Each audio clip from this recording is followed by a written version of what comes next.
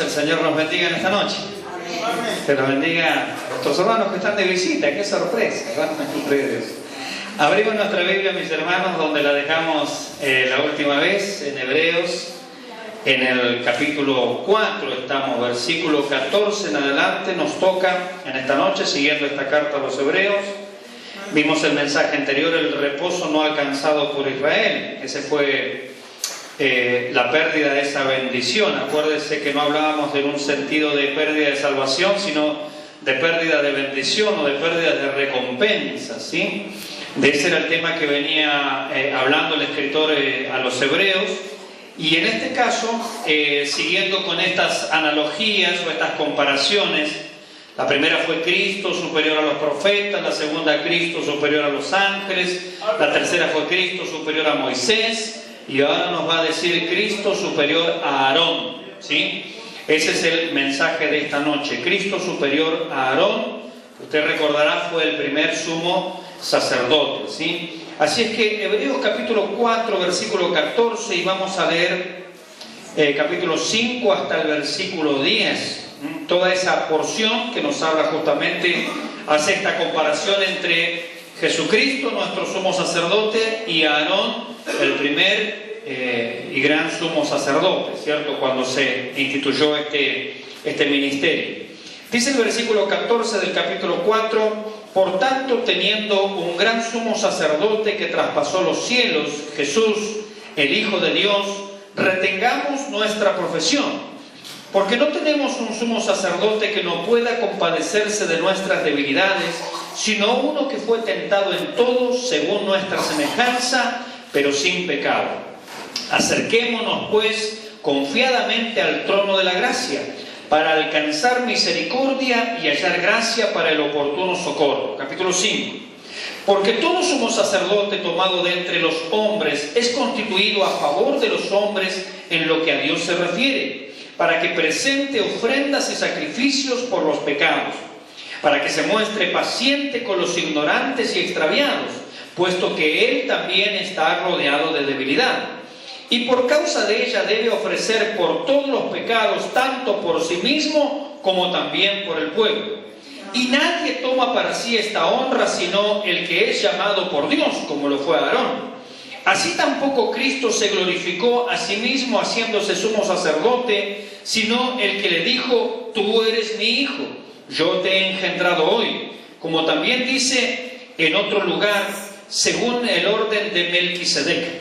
Y Cristo en los días de su carne, ofreciendo ruegos y súplicas con gran clamor y lágrimas al que le podía librar de la muerte, fue oído a causa de su temor reverente. Y aunque era hijo, por lo que padeció, aprendió la obediencia. Y habiendo sido perfeccionado, vino a ser autor de eterna salvación para todos los que le obedecen. Y fue declarado por Dios sumo sacerdote según el orden de Melquisedec. Hasta allí la lectura de la palabra del Señor. Entonces vamos a ver Cristo superior a Aarón y vamos a hacer dos comparaciones elementales. La primera es, bueno, Él es superior a Aarón al igual que a Aarón. O sea, ¿cuáles van a ser las coincidencias? ¿En qué se parecen o en qué se asemejan? ¿No? O sea, al igual que Aarón, y después vamos a ver, ¿no? A diferencia de Aarón. Entonces vamos a comparar estos dos sacerdocios. En primer lugar dice el versículo 1 del capítulo 5: porque todo sumo sacerdote es tomado de entre los hombres. O sea que al igual que Aarón, nuestro Señor Jesucristo fue tomado de entre los hombres. Y esto nos dice, en primer lugar, algo que nosotros ya vimos, que Él se identificó con nosotros. Acuérdese que una predicación anterior dijimos: Jesucristo se identificó con los pecadores. Aunque Él no era pecador, se identificó con ellos. Por ejemplo, uno de los episodios más importantes es cuando Él, allí en el río Jordán, decide bautizarse. Y Juan entiende estas cosas y dice: bueno, yo no te puedo bautizar a ti, sino que yo necesito ser bautizado por ti, ¿no? Y el Señor, bueno, usted sabe la respuesta allí, le dice: mira, así conviene que hagamos toda justicia. ¿Por qué? Porque Él se está identificando con los pecadores. Él está diciendo: soy uno más entre ellos. Sabemos nosotros que Él no es uno más, porque Él como lo va a explicar más adelante aquí el autor a los Hebreos, fue tentado en todo, pero sin pecado. Entonces Él ha sido identificado con los pecadores. Él nació como un pecador, aunque no lo era. Él tuvo un desarrollo natural humano como cualquier pecador. Él experimentó las tentaciones como cualquier pecador, superándolas todas, por supuesto, y Él fue muerto entre pecadores y, como dice la Biblia, fue contado entre los pecadores. O sea que la vida de nuestro Señor fue una vida a semejanza, en similitud de cualquier carne, de cualquier hombre que haya nacido sobre esta tierra, todos hombres pecadores. Y Él dice aquí la Escritura que nuestro Señor Jesucristo, y al igual que Aarón, también es sacerdote. Es otra de las palabras que utiliza aquí, sacerdote, ¿no? Y usted sabe que el sacerdote es aquel que representa al pueblo delante de Dios. En 2 predicaciones anteriores lo vimos a Jesucristo como el apóstol. ¿Se acuerda lo que vimos ya? Que Él es apóstol y sumo sacerdote. Él es apóstol porque es el único que ha descendido del cielo representando a nuestro Padre. Nadie ha descendido en ese sentido y en esa forma. Dijimos que los profetas hablaron de Dios, ¿sí? Su mensaje fue fidedigno, fue verdadero, pero ellos hablaron de parte de Dios. Ahora Jesucristo es apóstol de Dios porque Él estuvo con Dios, como dice Juan en el capítulo 1, versículo 1 de su Evangelio. En el principio era el verbo era con Dios, y el verbo era Dios, hablando de Jesucristo. Entonces, como apóstol, Él estuvo allí, Él conoce todas las cosas, Él ha visto a Dios y viene de parte de Dios a comunicarnos la persona y el carácter y la obra de nuestro Dios. Pero aquí como sacerdote, Él nos representa a nosotros, a cada uno de nosotros. Él está ascendido, dijimos, no sé si recordarán en la primera predicación de la carta a los Hebreos, dijimos, esta carta responde a una gran pregunta. ¿A qué ascendió Jesucristo? ¿Para qué ascendió? ¿Para qué se fue a los cielos? Podría haberse quedado aquí abajo en la tierra, ya que Él murió y resucitó por los pecadores, venció la muerte, venció todo. ¿Para qué ascendió? ¿Para qué se fue?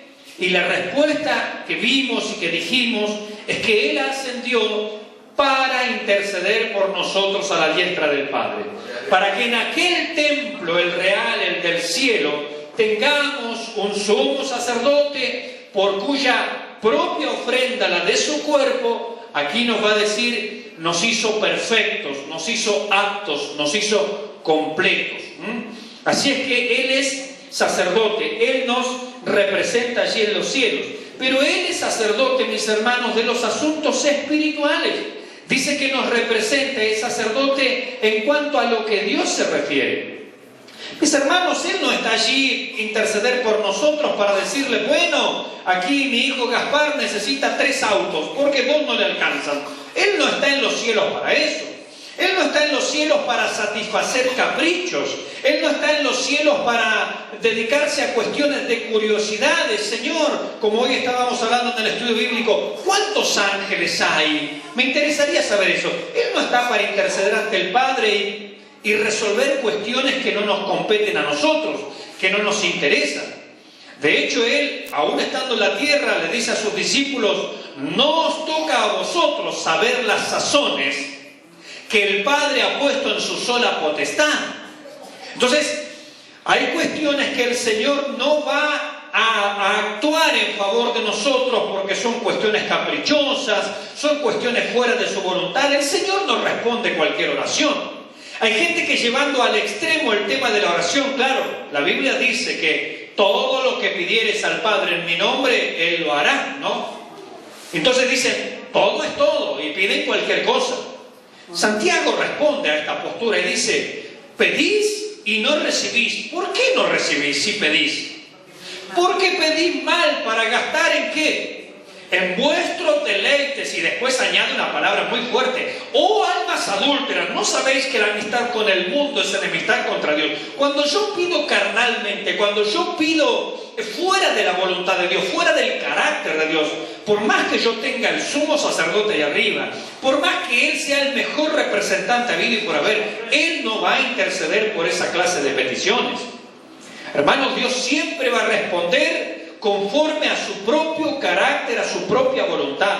Dios no está para satisfacer caprichos. Ya lo hemos dicho aquí, cuando fue llevado delante de Herodes, Herodes le dice, haz un milagro para mí. El Señor ni siquiera le dirigió la palabra, porque Él no está para satisfacer las curiosidades humanas, no está para satisfacer los caprichos de los cristianos, Él no está para eso. Entonces dice aquí que Él es sumo sacerdote en los asuntos que se refieren a Dios, a la divinidad, a las cosas espirituales. Hermanos, no esperemos respuesta de parte de Dios cuando estamos actuando fuera de su voluntad. Miren, hermanos, Dios no va a contestar ciertas peticiones que Dios claramente nos ha dejado con todas luces aclaradas en su palabra. Señor, ¿es tu voluntad que yo ore? Mire, no va a haber ninguna respuesta. Señor, ¿es tu voluntad que yo me congregue? No va a haber respuesta. Señor, ¿es tu voluntad que yo lea la palabra? No hay respuesta. ¿Por qué? Porque es evidente, es obvio. ¿Para qué Dios nos dejó su palabra? Si nosotros le vamos a preguntar si hay que congregarse, si le vamos a preguntar si hay que orar, si le vamos a preguntar si hay que vivir en santidad, ¿para qué nos dejó su palabra? Su palabra es guía, es instrucción para nosotros, mis hermanos.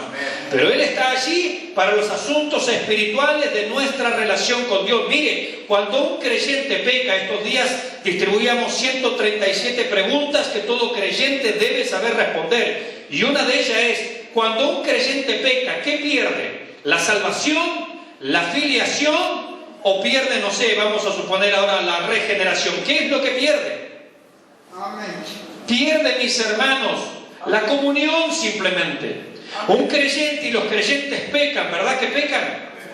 Y si alguno dice que no tiene pecado, le hace a Dios mentiroso. Y eso es un pasaje creyente, ¿sí? Bien, los creyentes somos santos, pero pecamos. Mis hermanos, pero cuando un creyente peca, no pierde la salvación, no pierde la filiación, su relación de hijo de Dios. Lo que pierde es la comunión.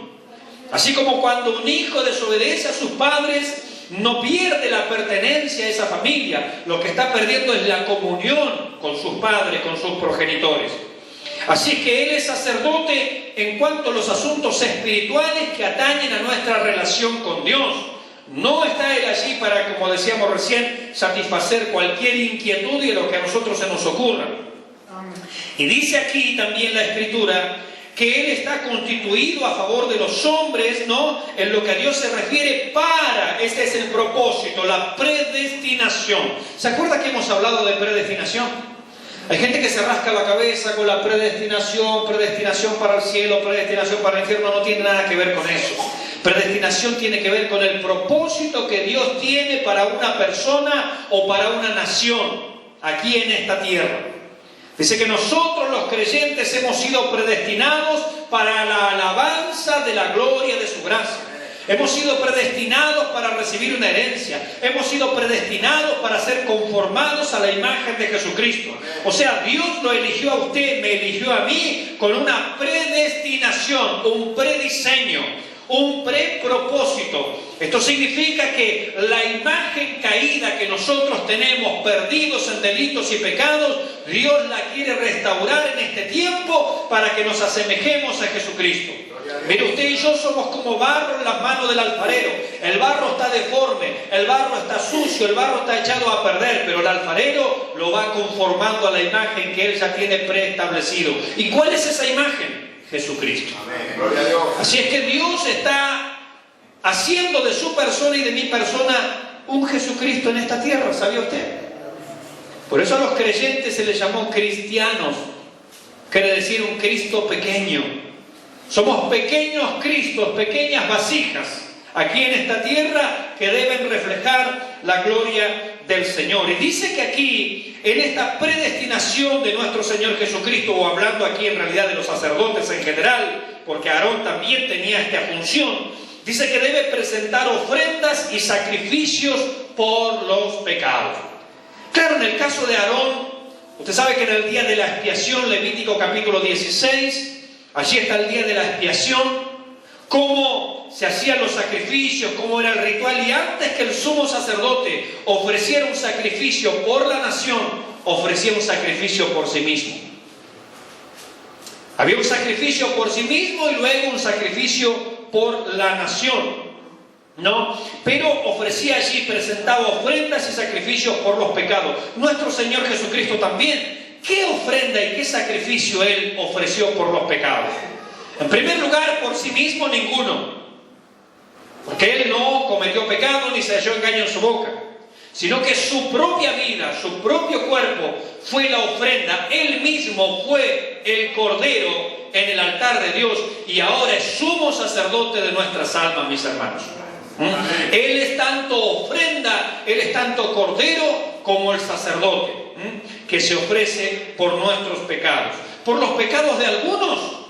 No, mis hermanos, por los pecados de todo el mundo. Como dice el doctor Samuel Pérez Millos, Él murió potencialmente por todos, pero eficazmente por los que creen. Cuando nosotros creemos en el Señor, cuando nosotros venimos ante Él, el sacrificio de Jesucristo es aplicado a nuestras vidas. En Hebreos, en el capítulo 9, más adelante, nos va a decir la palabra del Señor. Mire, en el versículo 7, Hebreos 9, 7. Pero en la segunda parte, hablando del lugar santísimo, solo el sumo sacerdote una vez al año, el día de la expiación, no sin sangre, la cual ofrece por sí mismo, ahí está, y por los pecados, escuche, de ignorancia del pueblo. Por el pecado de ignorancia. ¿Y cuánta ignorancia hay en nosotros, mis hermanos, y ha habido en nuestra vida?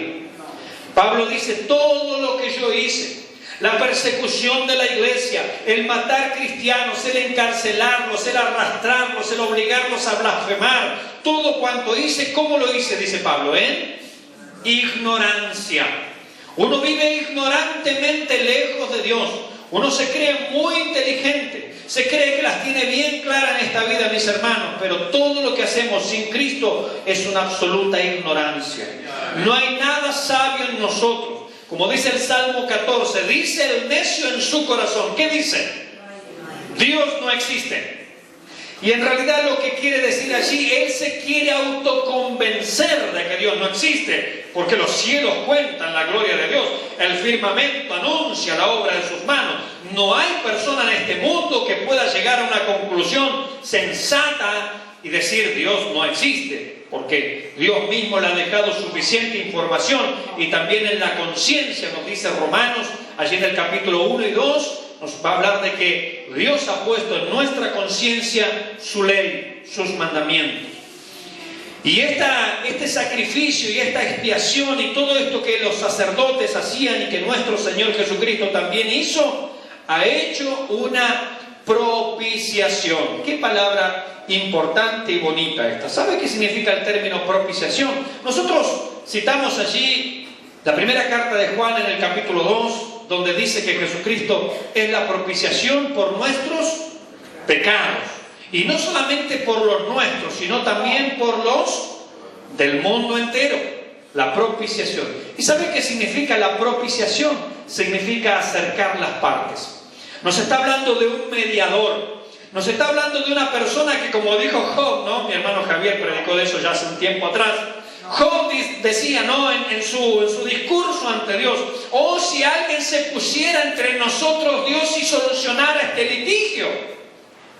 Pero yo estoy parafraseando, ¿cierto?, lo que dijo Job. Job decía, si hubiera alguien que se pusiera entre Dios y yo para poder acercar nuestras partes. Él estaba aquí pidiendo un propiciador. Estaba pidiendo un intermediario. Estaba pidiendo un mediador. Alguien que pusiera una mano en Dios y la otra mano en Job y acercara las partes. Por eso, mis hermanos, la cruz del Calvario es aquello que une el cielo con la tierra, en el cual es propiciado, mis hermanos, un acercamiento entre Dios y el hombre. Calma, aplaca la ira en Dios, porque también propiciación tiene que ver con eso. Calmar la ira. Dios está airado contra el pecador todos los días, dice el libro de los Salmos. Cuando usted y yo vivíamos en pecado, ¿sabe qué pensaba Dios de nosotros?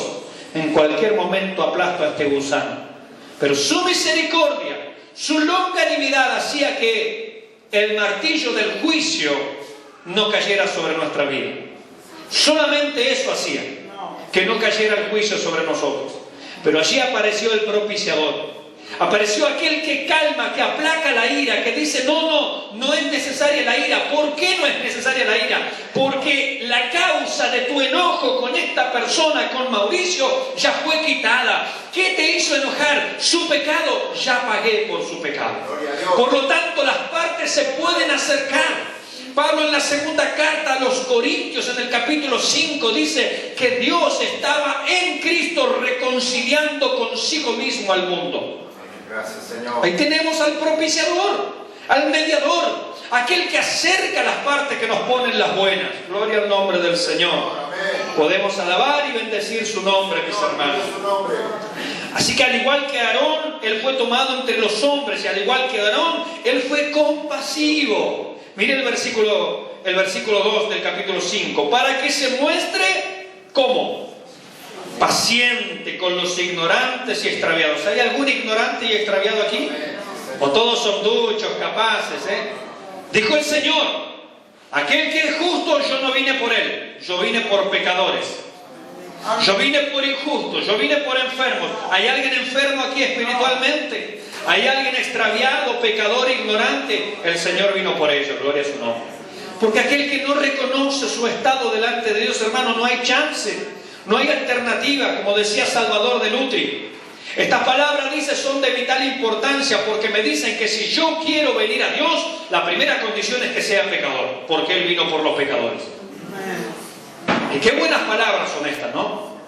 Él vino por los pecadores. Primera condición para acercarse a Dios, que yo sea pecador. Si no me reconozco como pecador, como ignorante, como extraviado, como perdido, como necesitado, hermano, no hay posibilidad de salvación. No la hay. Hay gente que hoy le ofende el pecado. Hay lamentablemente iglesias hoy que no quieren hablar del pecado, del juicio, del infierno, de todos estos temas. Hermanos, por eso necesitamos un Salvador. Por eso necesitamos un mediador. Por eso necesitamos un propiciador. Por eso necesitamos a alguien que haya hecho expiación, que haya quitado la causa de la irritación de Dios, que es nuestro pecado. Por eso lo necesitamos justamente. Él es compasivo. Miren Números 15. Usted después lo puede leer en su casa. Yo le cité Levítico 16. Ahora le estoy citando Números 15. En Números 15 habla acerca del trabajo que tenían los sacerdotes. Y dice que tenían que ofrecer un sacrificio de tórtolas por tal pecado, un sacrificio de oveja por tal otro, un sacrificio de un macho cabrío por tal otro pecado, y así toda una serie de sacrificios tras sacrificio, depende del pecado. Pero hay un común denominador, ¿sabe cuál es? En todos los casos dice pecados por yerro. Amén. O sea, ignorancia. La Biblia está detallado allí toda clase de pecados, pero el común denominador es yerro, es ignorancia, es no lo sabía, no me di cuenta, fue sin querer. Yo estas cosas no las comprendía y vivía, como dice Pablo, en la ignorancia. Yo pensaba que a Dios le agradaba mi vida, pensaba que lo que hacía a Dios le agradaba. Sin embargo, yo estaba en ignorancia, dice Pablo. Y el Antiguo Testamento está lleno de sacrificios. Allí, por ejemplo, Números 15, donde se detalla cómo había que hacer un sacrificio por ignorancia. Pero llegamos al final de ese capítulo y ¿sabe lo que dice? Pero aquel que pecare contra Jehová por soberbia será cortado de su pueblo. No hay sacrificio por el pecado adrede en el Antiguo Testamento. Y la carta a los Hebreos nos va a decir después, lo vamos a ver más adelante por allí, por el capítulo 10, bajo el título Advertencia al que peca deliberadamente, dice, porque si pecaremos voluntariamente, ya no queda sacrificio por el pecado. Cuando nosotros hemos llegado a entender y a comprender la realidad de Jesucristo, de su sacrificio expiatorio, de que Él es el único camino, la verdad y la vida, cuando hemos probado el don celestial, cuando hemos saboreado la palabra de Dios, los poderes del siglo venidero, dice, y nos volvemos atrás, adrede, a propósito, ¿qué sacrificio queda por el pecado? Si dice, si el que viola la ley de Moisés por el testimonio de 2 o 3 testigos muere irremisiblemente, ¿cuánto mayor castigo pensáis que merecerá aquel que pisoteare al Hijo de Dios y tuviere por inmunda la sangre del pacto en el cual fue lavado? Así que, mis hermanos, en el Antiguo Testamento el pecado adrede, el pecado a propósito, el volverse atrás, el haber llegado al convencimiento en nuestra vida, por eso es un pecado imperdonable, es un pecado contra el Espíritu Santo. Amén. Se discute a veces mucho qué es el pecado no imperdonable, el pecado contra el Espíritu Santo. ¿Sabe cuál es? Es cuando Dios te da todas las garantías, todas las seguridades a través de la palabra, de señales, de milagros. No tenés duda de que este es el camino del Señor. Y sin embargo, tú dices, pero yo podría seguir en el mundo y el pecado. No importa, lo entendí, lo comprendí, lo sé absolutamente todo, pero decido igualmente rechazar a Jesucristo y voy a hacer mi vida. Cuando el Espíritu Santo, cuya labor es convencer al mundo de justicia, de pecado y de juicio, te ha convencido y adrede uno vuelve para atrás, ¿qué otra cosa podemos esperar? Amén. Por eso el pecado imperdonable es la incredulidad. Cuando yo llego al convencimiento y al conocimiento del Señor Jesucristo y a propósito me aparto y me vuelvo para atrás y decido hacer mi vida lejos de Dios, hermanos, ¿qué sacrificio queda por el pecado? No hay ningún otro sacrificio, porque Dios no tiene un plan B. Dios tiene un plan A, se llama Jesucristo. O es Él o el abismo, o es Él o el infierno, o es Él o la condenación eterna. Amén. Por eso dice la palabra de Dios, escogeos hoy a quién sirváis. Si Jehová es Dios, servidle. Si Baal es Dios, ir detrás de Él. Pero no podemos estar nosotros claudicando, divagando entre dos pensamientos, que le sirvo o que no le sirvo. A veces esto se hace en ignorancia. Yo no estoy diciendo que cualquier persona que se vuelva atrás temporariamente cayó en esto, no. Pero es una advertencia que recorre toda la carta a los hebreos. Ojo, mis hermanos, los que hemos tenido conocimiento y los que hemos llegado al conocimiento de la verdad, con volvernos para atrás, porque ¿qué quiere Dios que haga por nosotros? Amén. Esto se refiere puntualmente a personas que ya han madurado en su fe. Por eso la gente que hace preguntas y preguntas y preguntas y preguntas y no se decide nunca a servir a Cristo, ¿saben lo que están haciendo? Añadiendo pecado. Como diría un predicador, no hay peor cosa que darle teología a un incrédulo. Primero que se convierta, después le damos teología. Estamos añadiendo pecados simplemente. Entonces, mis hermanos, cuando nosotros hemos llegado al conocimiento de la verdad, ¿usted está convencido de que Jesucristo es el camino, la verdad y la vida? Que nadie va al Padre si no es por Él. Si este convencimiento es firme, vino de parte del Espíritu Santo, no se vuelva atrás. Como diría el doctor Adrian Rogers, Dios trata a sus hijos de ovejas, pero nunca de perros o cerdos. Porque el perro es perro y ¿qué hace? Vomita y ¿qué hace después? Vuelve a su vómito. Y el cerdo, usted después de que lo lavó, ¿qué hace el cerdo? Vuelve a revolcarse en el cieno. ¿Por qué? Porque es perro o porque es cerdo. Pero la oveja no hace eso. Amén. Como diría Spurgeon, una oveja puede caer en el lodo, pero solo los cerdos se revuelcan en él. No podemos nosotros, mis hermanos, volvernos atrás, porque el justo, y lo dice aquí el escritor a los hebreos, vivirá por fe, y si retrocediere, no agradará mi alma. Hermanos, hay un solo camino: el que puso su mano en el arado, no mire para atrás, siempre para adelante. Vamos allá a la meta, en lo que tengamos por delante. El Espíritu Santo nos convenció un día, nos trajo este camino de la luz. ¡Ay, hermano, con volverse para atrás! A veces algunos se preguntan, ¿por qué Dios fue tan severo con Moisés? Si él solamente desobedeció, por así decirlo, entre comillas, una sola vez, golpeó la roca, los otros le hicieron tantas cosas. Moisés, por un solo error, Dios le dice, tú no entrarás a la tierra prometida. ¿Sabe por qué? Porque a mayor luz, mayor responsabilidad. Amén. Porque como dijo el Señor, aquel siervo que conociendo la voluntad de su Señor no se apercibió, sino que se dio a glotonería, borrachera, hizo la que quiso, cuando venga su Señor le castigará duramente y pondrá su parte con los hipócritas. Porque al que mucho se le da, mucho se le demandará.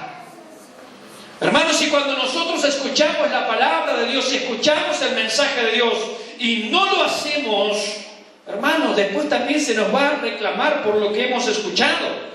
Dijo el Señor: bienaventurados de vosotros, porque muchos santos y fieles desearon escuchar lo que vosotros escuchar y no lo oyeron, y ver lo que vosotros veis y no lo vieron.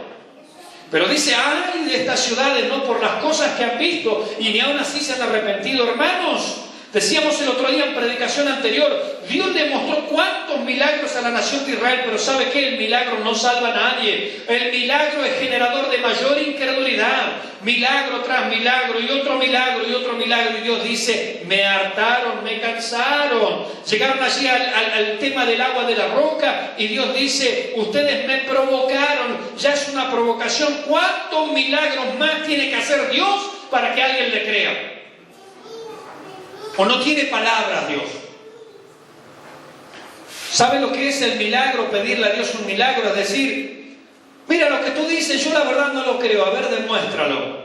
Y es Satanás diciéndole al Señor: ¿eres hijo de Dios? No te creo, demuéstramelo. Di que las piedras se conviertan en pan. Y hoy hay gente que quiere vivir de milagros y se promocionan en la iglesia milagros. ¿Sabe para quién son los milagros? Para los incrédulos.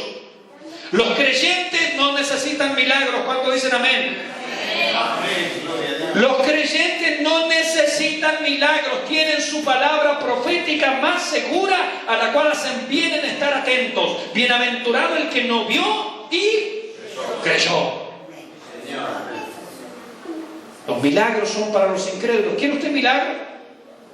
Hay gente que va a la iglesia y dice: no hubo profecía, no hubo danza, no hubo gente ahí que se revolcaba. Me acuerdo, estoy mirando a una hermana y una vez le dijo a alguien, dice: hace rato que no te veo en la iglesia, anda este fin de semana porque hace mucho que nadie se manifiesta.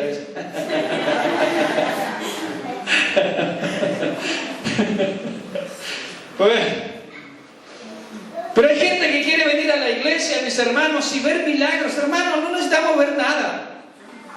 ¿O sí necesitamos ver algo? ¿No nos basta su palabra? ¿O vamos a dudar de lo que Dios dice? ¿O vamos a ponerlo en duda? ¿Está Dios entre nosotros, sí o no? Esa fue la actitud del pueblo de Israel.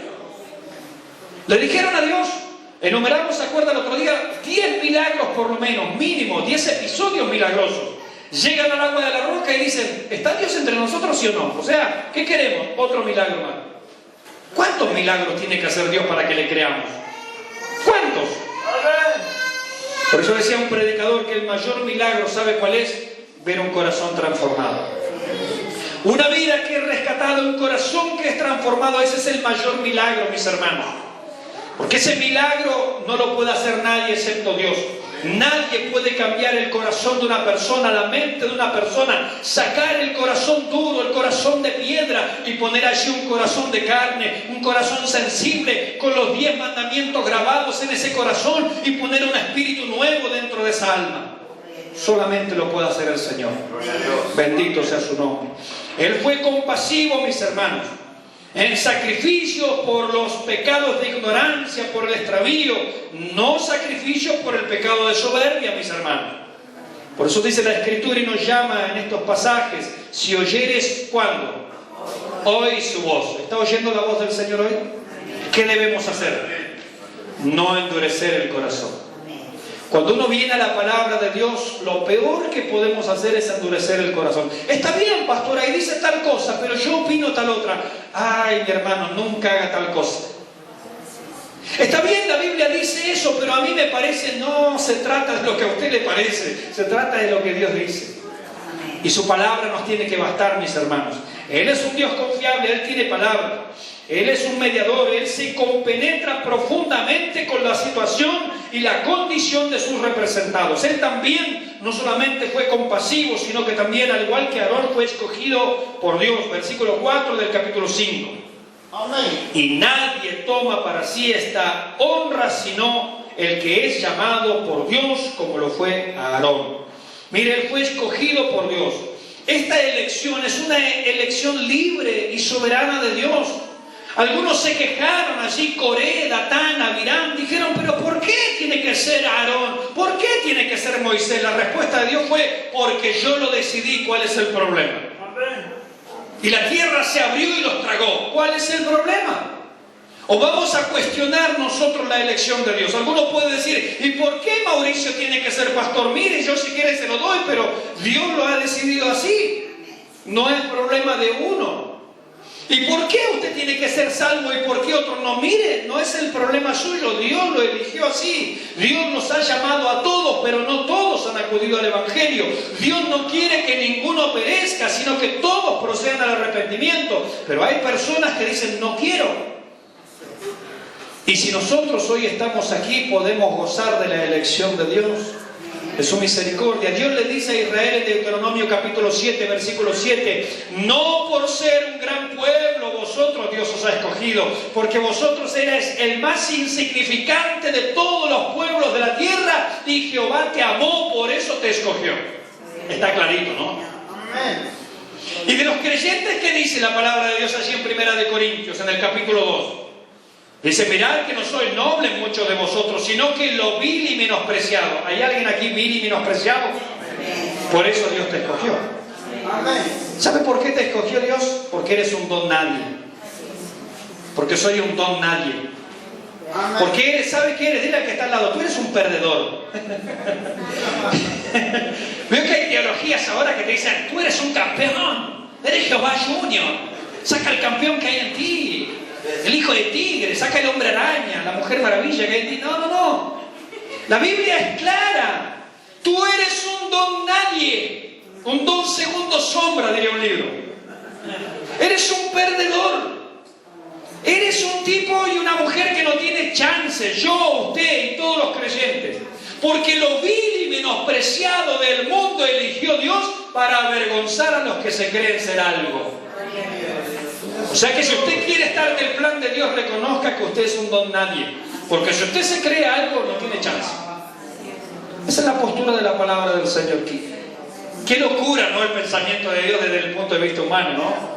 Y hoy le dicen a la gente, tiene que subir su autoestima. No, déjelo en el piso, que así lo quiere Dios. No le eleve la autoestima, por favor. No lo haga ser más orgulloso de lo que ya es. Cuando reconoce que está en el polvo y que no puede, es el momento ideal para que Dios lo salve. No le elevemos la autoestima, por favor. Es una elección libre y soberana de Dios. Y razones, podríamos preguntar por qué razones Dios escogió a Aarón y Dios escogió al Señor Jesucristo. En primer lugar, porque Dios es quien perdona. Él va a otorgar el perdón. Entonces Él tiene derecho también a elegir las penas a pagar por la ofensa, y Él también es quien establece de qué manera, con qué sacrificio se soluciona el problema, y también Él elige a quién va a ejecutar ese sacrificio. Él lo elige todo si Él es el ofendido. Imagínese usted que tiene una deuda aquí en una importante casa de electrodomésticos de ahí del centro. Usted debe 20.000 pesos. Y usted no tiene con qué pagarlo, no hay manera, usted está sin trabajo, nada, debe 20.000 pesos. Y usted va allí a la empresa y le dice, mira, yo te puedo pagar 10 pesos por año. Y esa es la oferta que yo te hago. ¿Se la van a aceptar? ¿Sabe que no? Pero tengo voluntad de pagar, pero no es aceptable. ¿Por qué? Porque usted es el deudor, las condiciones las pone el acreedor. No puede usted poner las condiciones. Las condiciones las impone a quien se le debe. En este caso a Dios se le debe. Y las condiciones las pone Él, no el hombre. Por eso el hombre quiere inventar religiones y métodos y cosas para llegar a Dios. No se preocupe. Dios puso las condiciones y Él ya estableció el modo, la forma y la persona. Él dijo acerca de Jesucristo, Él es el camino, la verdad y la vida, y nadie va al Padre si no es a través de Él. Y ya está clarito cuál es la forma, cuál es el método, cuál es la manera. Él también, mire, versículo 7, fue un hombre de oración, dice el versículo 7. Y Cristo en los días de su carne, ofreciendo ruegos y súplicas con gran clamor y lágrimas, al que le podía librar de la muerte, fue oído a causa de su temor reverente. Fue un hombre de oración. Aarón también lo fue, Cristo también lo fue. Estas son las comparaciones, las similitudes que ellos tienen. Y dice aquí que Cristo con fuerte clamor y lágrimas. A veces nosotros pensamos que la oración del Getsemaní fue una oración silenciosa. Aquí dice que fue con fuerte clamor y lágrimas. Y la palabra traducida es a gritos, desgarradores.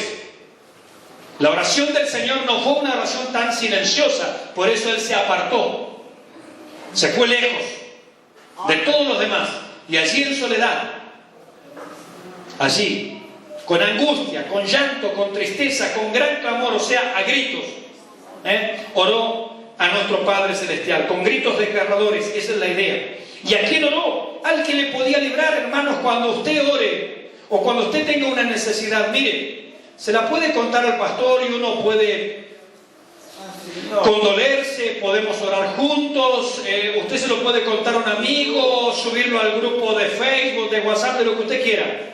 Pero ¿sabe quién es la persona ideal? Nuestro Padre Celestial. No fue el Señor allí a quejarse: mira, Pedro, tengo tal problema y tal cosa y tal otra. Les pidió simplemente: oren, oren. Pero la causa, el motivo real y particular es ante quién corresponde, mis hermanos.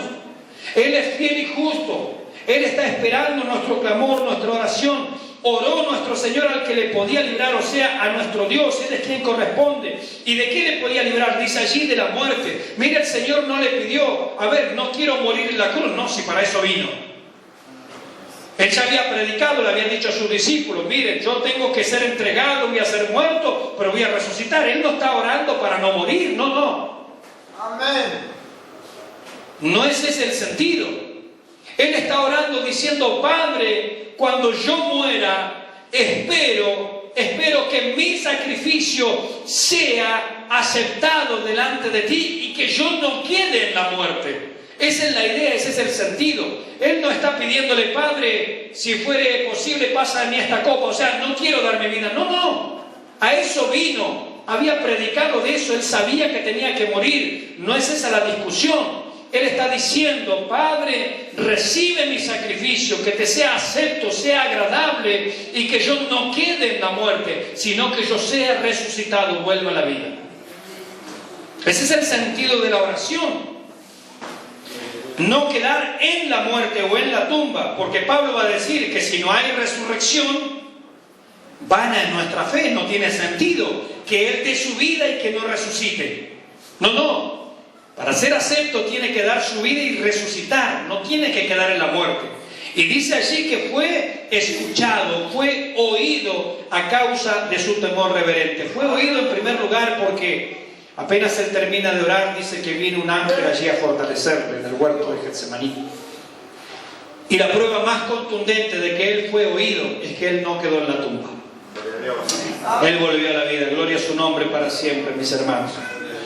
Y dice también que él fue experimentado, experimentado en dolor, en el quebranto. Por el dolor, dice, aprendió la obediencia, pudo sufrirla en carne propia.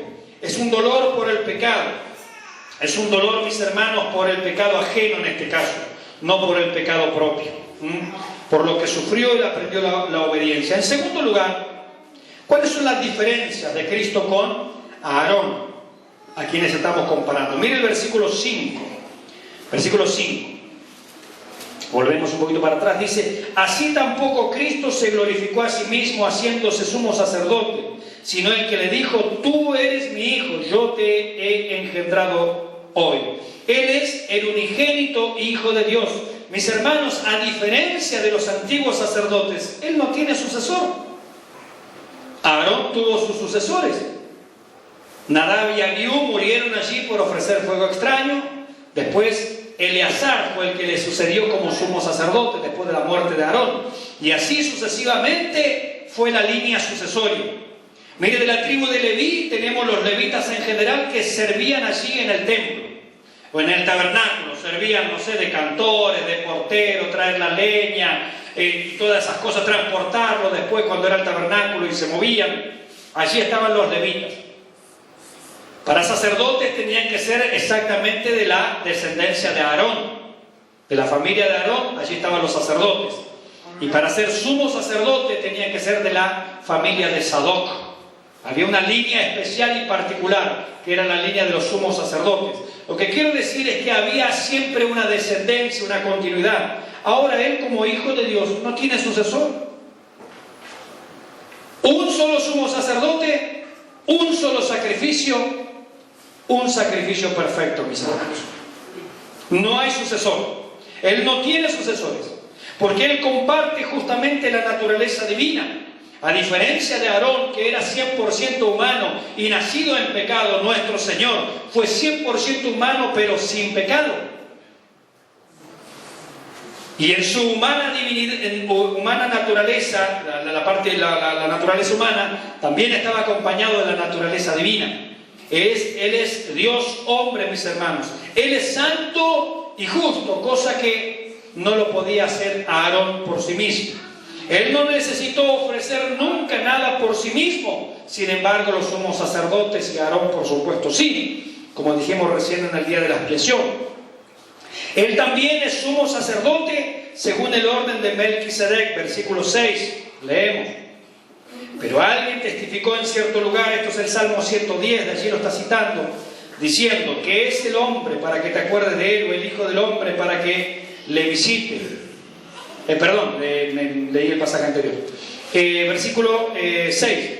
Como también dice en otro lugar, ahí está. Tú eres sacerdote para siempre según el orden de Melquisedec. Eso es Salmo 110, de allí lo está tomando, ¿no? Él es sacerdote según el orden de Melquisedec. Usted sabe que Melquisedec está narrado allí, lo vamos a decir brevemente porque después va a hablar mucho acerca de Melquisedec, tendremos predicaciones acerca de eso. En Génesis capítulo 14, usted después lo puede buscar en su casa. Para hacerlo sencilla la historia, Abraham fue a rescatar a su sobrino Lot, que había sido tomado cautivo. Abraham derrota a aquellos que lo tenían cautivo, recupera todas las cosas. Cuando él vuelve con ese botín, con esa fortuna que había logrado, dice, le salió al encuentro Melquisedec, sacerdote del Dios Altísimo, rey de Salem, la cual es Jerusalén. Entonces este Melquisedec, en primer lugar, conjuga no solamente el sacerdocio, dice que es sacerdote del Dios Altísimo, sino que también es rey. Y Jesucristo es sacerdote según esta línea, no según la línea de Aarón, la línea de la descendencia, sino según la línea de Melquisedec, como dice el Salmo 110. Tú eres sacerdote para siempre según el orden de Melquisedec. Melquisedec no solamente es sacerdote del Dios Altísimo, sino que también es rey de justicia y rey de paz, porque eso significan sus nombres. Y ese es nuestro Señor Jesucristo, sacerdote del Dios Altísimo, rey de justicia y rey de paz. Más adelante hablaremos más de este Melquisedec, por ahora simplemente lo nombramos ahí. También dice el versículo 9 que es autor de eterna salvación. Acuérdese que en lo de Aarón y en los sumos sacerdotes del Antiguo Testamento todos los años hacía lo mismo. Y el año que viene, lo mismo. Y el otro año, lo mismo. Y el otro año, y dentro de 40 años, lo mismo. Y dentro de 120 años, lo mismo. Se repite. Porque aquellos sacrificios no podían expiar, limpiar el pecado, quitarlo. Simplemente lo cubrían temporariamente. Nada más. Pero dice aquí, el versículo 9, mire.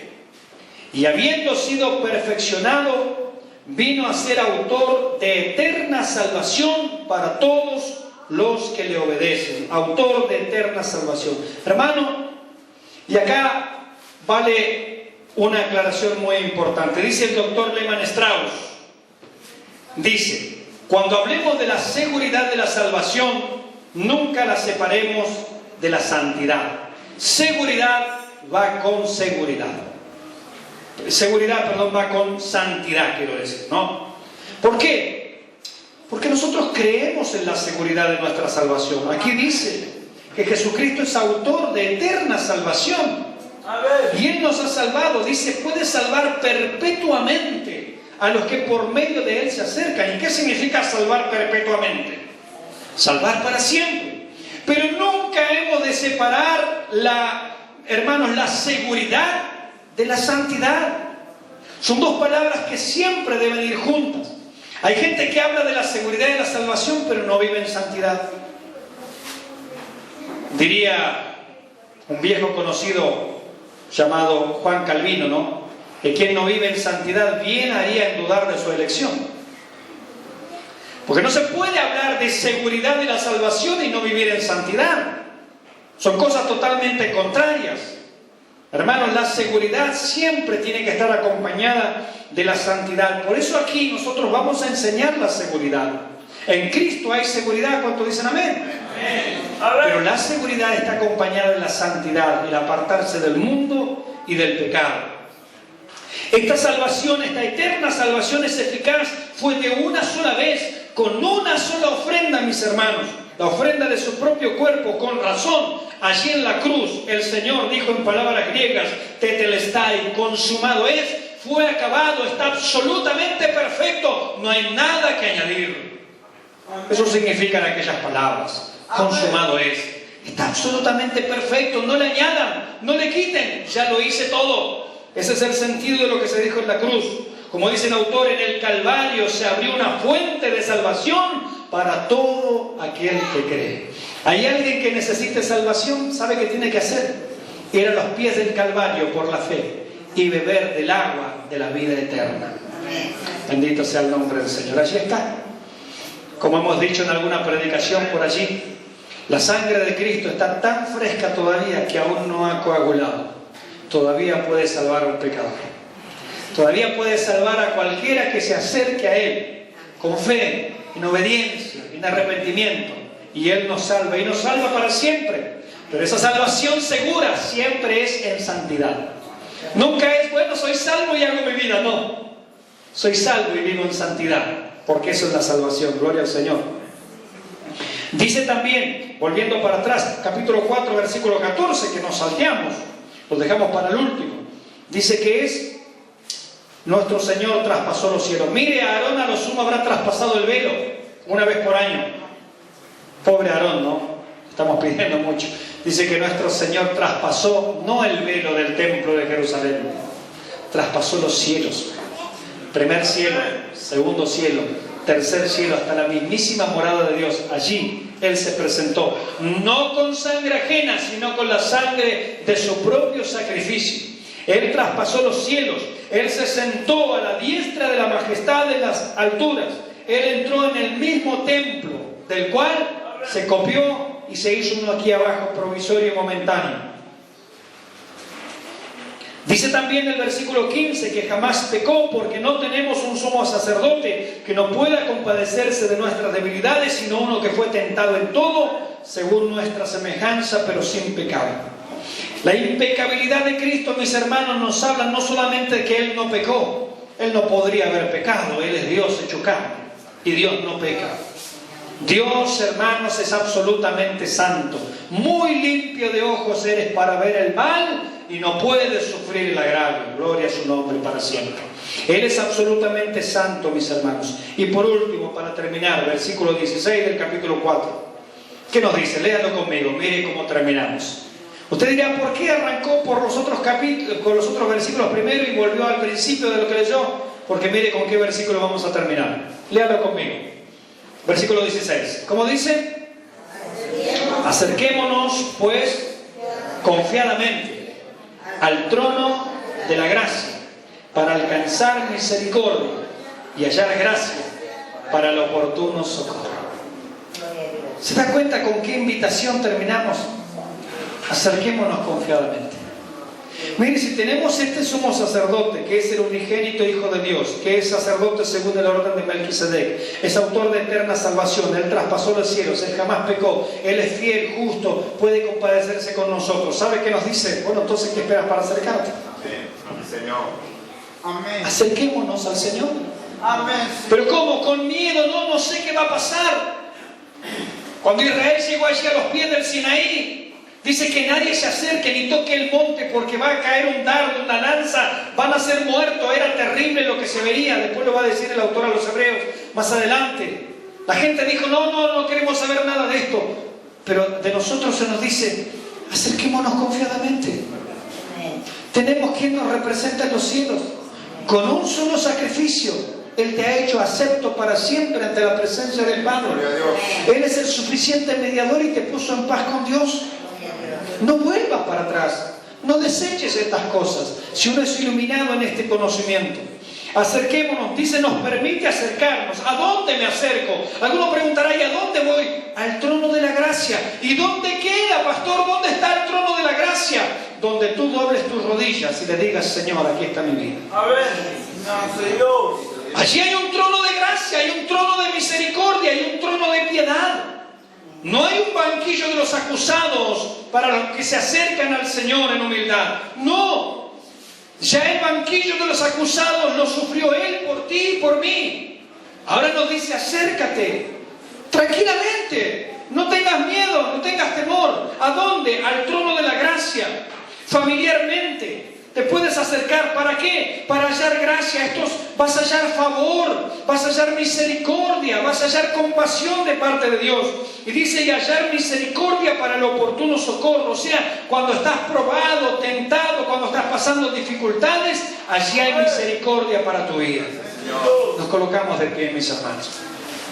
Qué pasaje realmente tan rico todo esto que estamos viendo. Pero tenemos que aprovecharlos, tenemos que tomarlos para nosotros.